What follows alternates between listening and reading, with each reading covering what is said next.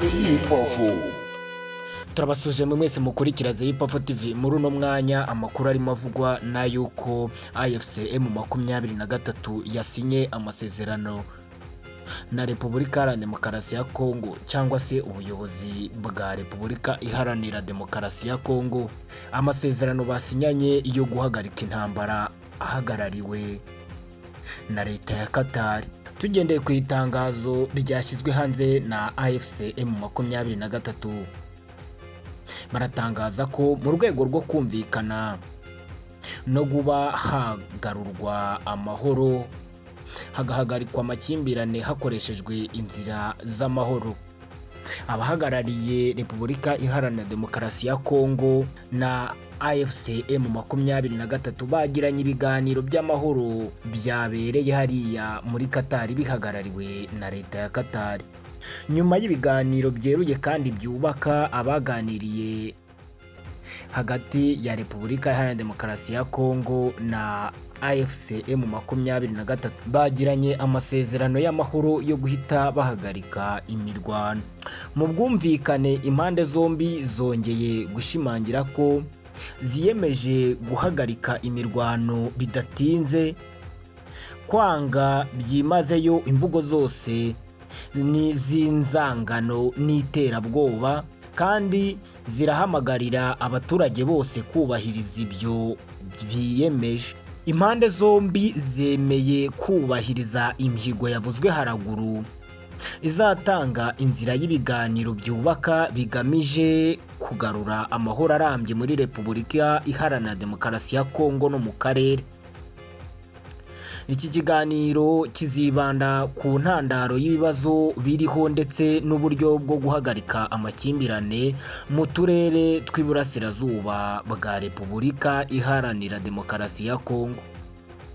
Abahagarariye Repubulika Iharanira Demokarasi ya Congo na AFC M23 biyemeje guhita bubahiriza ibyo biyemeje mu gihe cyose ibiganiro bizatangira kugeza binarangiye. Ibi bice byombi birahamagarira abanyekongo, abayobozi b'amadini n'itangazamakuru gushyigikira no gukwirakwiza ubu butumwa bw'amizero y'amahoro.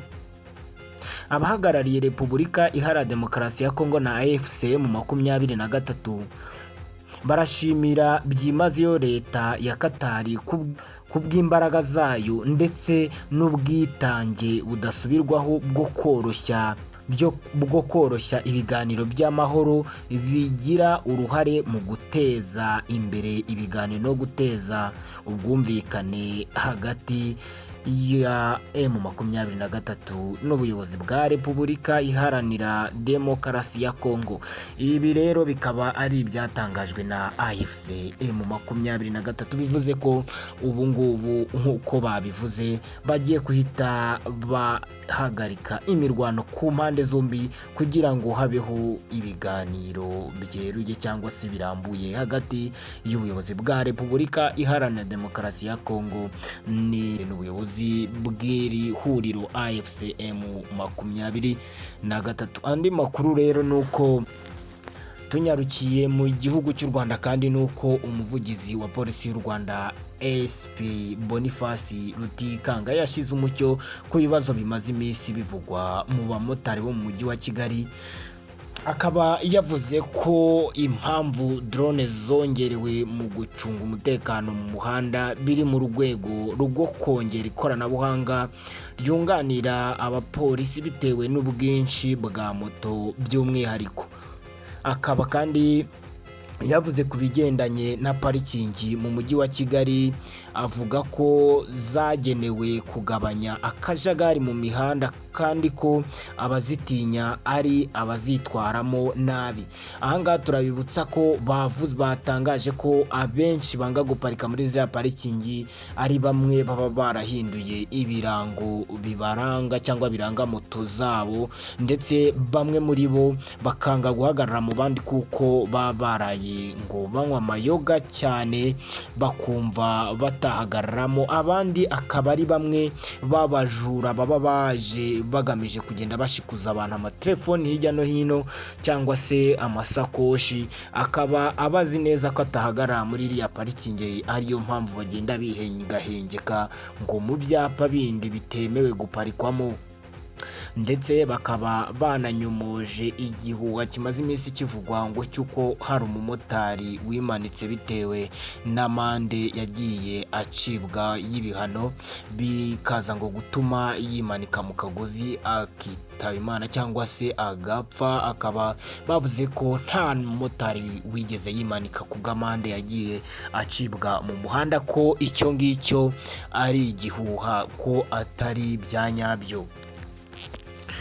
Ikindi bakaba bakanguririye abamotari gukomeza gukurikiza amabwiriza, kwirinda ibisindisha ndetse no gukomeza kubahiriza amabwiriza bagenga mu muhanda, kugira ngo bakomeze gukora akazi k'ubumotari ngo kabeshejeho benshi ndetse kandi ngo gafitiye n'akamaro abaturarwanda n'abarugendamo.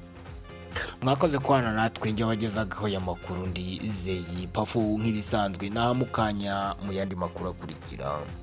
Air fryer nziza ishobora kugufasha guteka ibintu utifashishije amavuta habe na make. Icyo ukora wowe usigaho ibirungo byawe, ubundi ibyo utetse bigashya kandi neza cyane.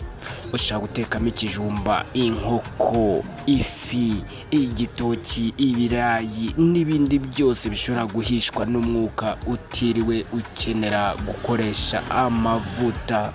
Karibu muze tuyibahe, turayibafitiye.